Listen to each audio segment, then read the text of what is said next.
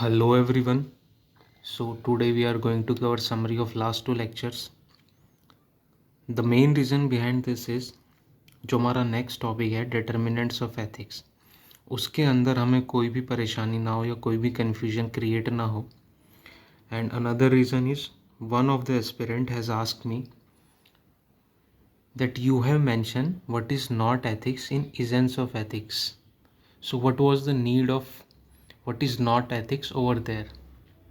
Basically he asked, would it not be sufficient to just mention definition of ethics over there and then to provide some example in this. तो इन्हीं सब चीज़ों का एक overview देख लेते हैं ताकि हमें कोई भी कन्फ्यूजन ना रहे आगे बढ़ने से पहले. तो सबसे पहले हमने क्या देखा था इन लास्ट टू लेक्चर्स की बिलीव से कैसे वैल्यूज़ बनते हैं. देन वही इम्पॉर्टेंट बिलीव्स यानी कि वैल्यूज़ कैसे मोरालिटी बनते हैं जब उनको राइट और रॉन्ग की डोमेन में ले आते हैं. इंडिविजुअल डोमेन ऑफ राइट और रॉन्ग अगर उन वैल्यूज़ को ले आते हैं तो मोरालिटी बन जाता है. अगर पूरी की पूरी सोसाइटी या पब्लिक उसको एक्नॉलेज करने लग जाए एज राइट और रॉन्ग तो वो एथिक्स बन जाता है. फिर हमने देखा कि कैसे बिलीफ और वैल्यूज़ एटीट्यूड और बिहेवियर को गाइड करते हैं. वहाँ पर हमने उनकी शॉर्ट डेफिनेशंस देखी थी. फिर उसके बाद हमने देखा कि इजेंस ऑफ एथिक्स होता क्या है.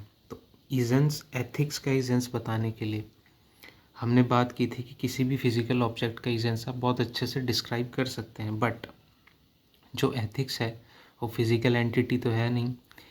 इट्स अ कॉन्सेप्ट और an idea which has to be realised. आप इसका अगर इजेंस बताना चाहेंगे तो किस तरीके से बता सकते हैं ताकि कोई कन्फ्यूजन ना हो इसके जैसे सिमिलर टॉपिक्स के बीच और इस टॉपिक के बीच या फिर इस कॉन्सेप्ट के बीच.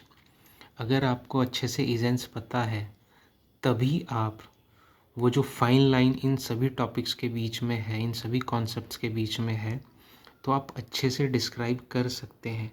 तो उसी वजह से हमने जो सिमिलर टॉपिक्स हैं एथिक्स के रिगार्डिंग उन सभी को देखा कि कैसे उनके अंदर सिमिलैरिटी और कैसे there is a fine difference between all of these, because being ethical does not mean following religion, laws or customs of society. Ethics has much larger domain than all of these. यानी कि ये ethics जो है वो इन सब के अंदर तो होता है लेकिन फिर भी इनसे अलग होता है. यानी कि एथिक्स का जो दायरा है वो इन सभी से कहीं बढ़कर है. It has something additional above all these. यानी कि कहीं कहीं पे ये हो सकता है कि मोरालिटी एथिक्स के बराबर हो, दोनों में कोई डिफरेंस ना हो, लेकिन हमेशा ऐसा हो ये भी ज़रूरी नहीं. Same as it is with religious values या फिर religious norms, feelings, cultural norms, laws. तो एथिक्स का जो डोमेन है वो इन सबसे अलग है. इसी चीज़ को अच्छे से एक्सप्लेन करने के लिए मैंने वेन डायग्राम बनाया है.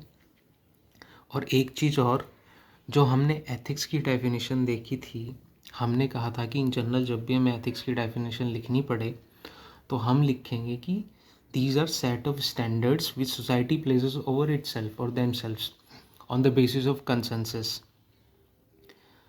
And the purpose of ethics is to show the path how to conduct or how to behave in society and how to find out what is right thing or what is wrong thing to uphold or to follow. और फिर उससे पहले हमने देखा था कि ethics को हमने वैल्यूज़ के टर्म्स में डिस्क्राइब किया था. तो जो सेट ऑफ स्टैंडर्ड्स हैं, set of standards are nothing but set of values. You can also write set of standards slash set of values which society places over themself or over itself on the basis of consensus. तो ये clarity अगर हमें हो गई हो तो well and good, otherwise आप दोबारा से लेक्चर देख सकते हैं तो और अच्छे से शायद समझ में आए. तो अब नेक्स्ट लेक्चर में हम कवर करने वाले हैं determinants of ethics, and it is one of the most important topic in my opinion in the syllabus of GS paper 4. So be attentive, be alert in next lecture. तब तक के लिए have a good day and see you soon in the next lecture. Take care. Bye bye.